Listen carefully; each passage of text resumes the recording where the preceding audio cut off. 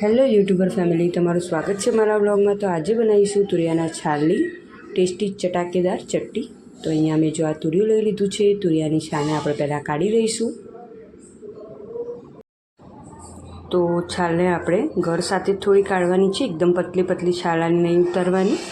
જો તમે કોઈ દિવસ આ રીતે ચટણી ના બનાવી હોય તુરિયાના છાલની તો ચોક્કસથી ટ્રાય કરજો, બહુ જ સરસ લાગે છે ખાવામાં અને ખાવાનો સ્વાદ એકદમ બમણો કરી નાખશે આ ચટણી। તો બસ આપણે આ રીતે છાલ કાઢી દેવાની છે એની।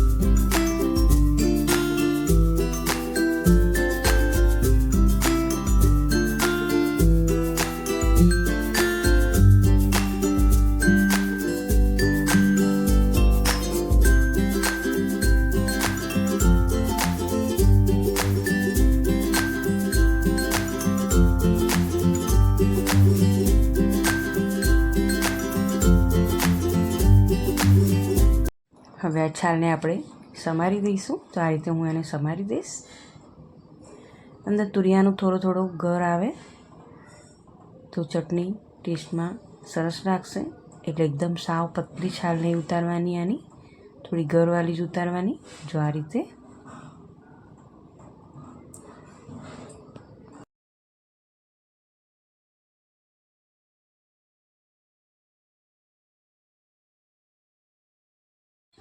હવે આપણે ધોઈ દઈશું આ છાલને 2-3 પાણીથી, એટલે ઉપરની બધી ડસ્ટ નીકળી જાય।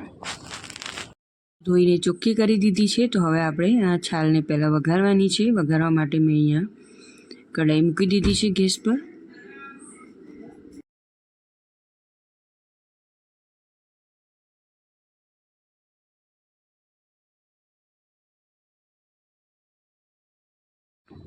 તો તુરિયા ધોઈને ચોખ્ખા કરી દીધા છે। તો હવે અહીંયા કઢાઈમાં મેં 2 થી 3 ચમચી જેટલું તેલ મૂકી દીધું છે। બહુ વધારે પ્રમાણમાં પણ તેલ નહીં મૂકી દેવાનું। જો આટલું તેલ લીધું છે, જોઈ શકો છો તમે વિડીયોમાં। તેલને ગરમ થવા દઈશું આપણે, અને આમાં 2 મીડિયમ સાઇઝના મરચાંનો ઉપયોગ કરવાનો છે, અને ખાસ કરીને મીઠા લીમડાનો તમારે ખાસ કરીને આ ચટણીમાં ઉપયોગ કરવાનો, તો એનાથી ટેસ્ટ એકદમ સરસ આવશે। અને આમાં રાઈનો ઉપયોગ નથી કરવાનો, આપણે આમાં એકલું જીરું નાખીશું। જીરુંનું પ્રમાણ થોડું વધારે રાખવાનું છે। મેં અહીંયા 2 ચમચી જેટલું જીરું નાખ્યું છે। આખું જીરું આપણે નાખવાનું છે અહીંયા, એનો સ્વાદ આ ચટણીમાં બહુ સરસ આવશે। થોડી હિંગ નાખીશું, અને 2 કટિંગ કરેલા લીલા મરચાં અહીંયા હું નાખી રહી છું। હવે આ મસાલાને અંદર મીઠો લીમડો પણ નાખીશું, અને આટલી વસ્તુ નાખીને આપણે વ્યવસ્થિત સાતળી લઈશું તેલમાં મસાલાને। આ તુરિયાની ચટણીમાં જીરાની ફ્લેવર બહુ સરસ લાગે છે। હવે આ ધોઈને ચોખ્ખા કરી મૂકેલા તુરિયાના છાલને અહીંયા આપણે નાખીશું, એને પણ હલાવી દઈશું વ્યવસ્થિત તેલ સાથે આ રીતે।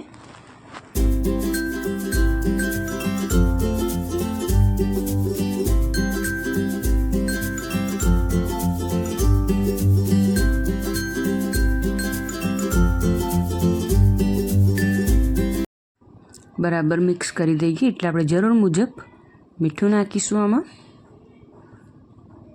અને હલાવી દઈશું વ્યવસ્થિત।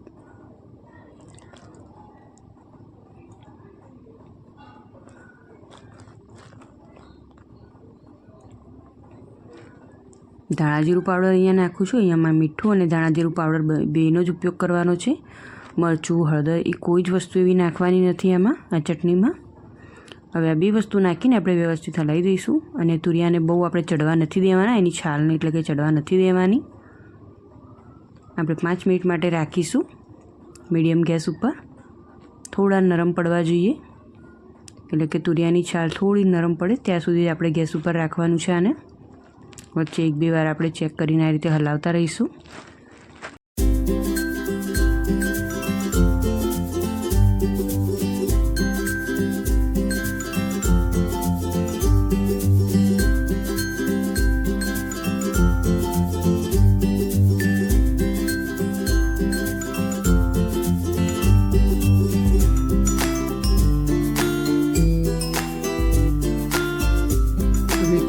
સરસ એવી નરમ પડી ગઈ છે. તો હવે આ છાલને આપણે મિક્સરના નાના જારમાં કાઢવાની છે. આની ક્રશ કરવાની છે.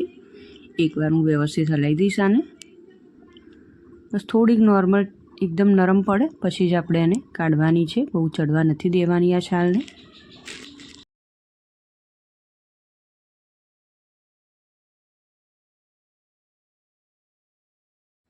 જો આ રીતની ચડી જાય પછી આપણે મિક્સરના નાના જારમાં આને કાઢી લઈશું. મેં ગેસ બંધ કરી દીધો છે, જોઈ શકો છો તમે. અને હવે મિક્સરના નાના જારમાં હું આને કાઢી લઈશ.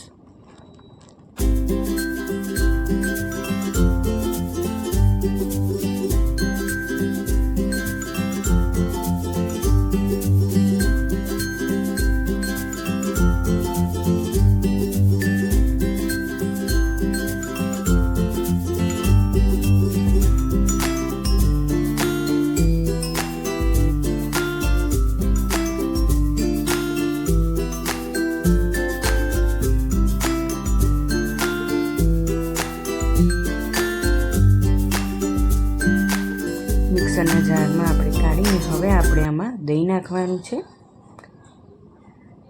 બહુ ખાટા દહીંનો ઉપયોગ ના કરતા, મીડિયમ મોળું દહીં હોય, મીડિયમ ખાટું દહીં હોય એનો ઉપયોગ કરવાનો. અહીંયા 1 ચમચી જેટલું જ મેં દહીં લીધું છે.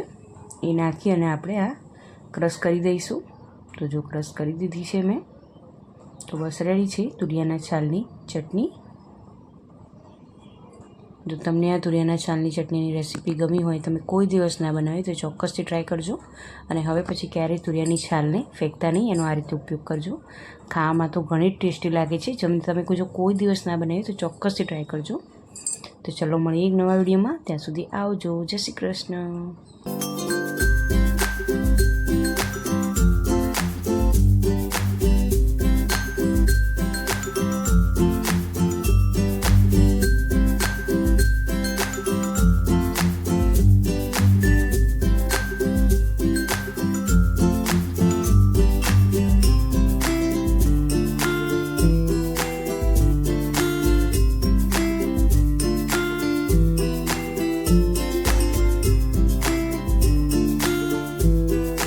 Thank you.